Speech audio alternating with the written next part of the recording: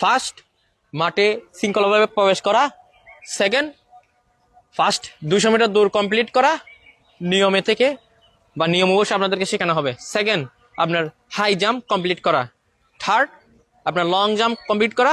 Fourth, 4 নম্বরে আপনার push up complete করা। দ্বিতীয় দিনে আমরা এই কাজগুলো করব। মনে রাখবেন, ডিসিপ্লিন বলতে মুখ বন্ধ রাখাই ডিসিপ্লিন আমি মনে করি। বুঝতে পারছেন? ডিসিপ্লিনের মধ্যে সবচেয়ে বড় হচ্ছে মুখ বন্ধ রাখাই ডিসিপ্লিন।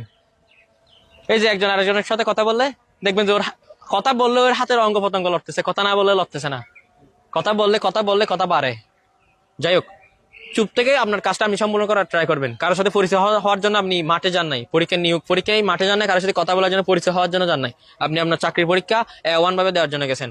যাই হোক, আমরা দ্বিতীয় দিনের যে কার্যক্রম ওটাও সম্পন্ন করছি। যদি দ্বিতীয় দিনে আপনি যদি পাস করেন, আপনি সবগুলোতে যোগ্যশীল মহল পাবেন, আপনি বাদ পারবেন না।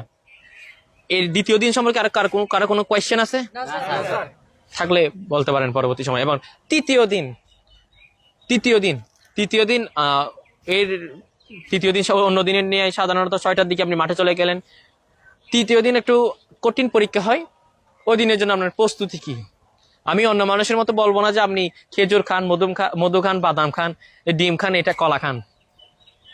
কারণ ইনস্ট্যান্ট ওষুধ এমন কোনো জিনিস নেই যেটা সঙ্গে সঙ্গে কাজ করে রঙের পেন্ট ছাড়া, রং করা ছাড়া।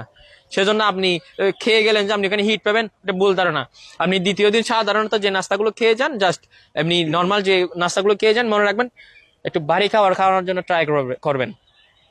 শরীরে যেন আপনার কি ওই দুর্বল না হয়, না দীর্ঘক্ষণ না খেলে দুর্বল না হলে ওইরকম কিছু খাবেন না। জাস্ট নর্মালি যে খাবার আছে ওইটাকে খেয়ে যাবেন।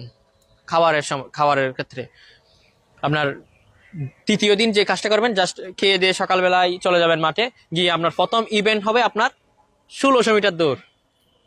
অনেকে বলে যে দৌড়ের আগে পানি খাওয়া না, দৌড়ের পরে পানি খাওয়া। আপনি দৌড়ের আগেও বা কেন পানি খাবেন, দৌড়ের পরেও বা কেন পানি খাবেন? আমার এই কোয়েশ্চেনের উত্তর কি দিতে পারবে? কেউ পারবে না। দৌড়ের আগেও পানি খাবেন না, পরেও খাবেন না। মনে রাখবেন, দৌড় শেষ করার পরে কোনো সময় দাঁড়ায় থাকবেন না। দৌড় শেষ করার পরেও হাঁটবেন বা স্লোলি দৌড়াবেন, যাতে আপনার হার্টবিটটা সচলভাবে আস্তে আস্তে বন্ধ হয়। বুঝা গেছে? আমরা যে পুলিশে ট্রেনিং করাই, ওইখানে দেখা গেছে কি ডাবল বা দৌড় দেওয়ার পরে আপনার মার্চিং হয় 1 চক্কর। এই যে জাস্ট মার্চিং হয় 1 চক্কর। কেন হয়? আপনার হার্টবিটটা যেন স্লোলি সচল হয়ে যায় ওই সুবাদে। বুঝা গেছে? মনে রাখবেন, চাকরির ক্ষেত্রে হোক, যেখানে হোক না কেন, নিয়োগ পরীক্ষা হোক, দৌড়ানোর পরে কোনো দিনই বসবেন না বা দাঁড়াবেন না, হাঁটবেন, 2-1 চক্কর হাঁটবেন।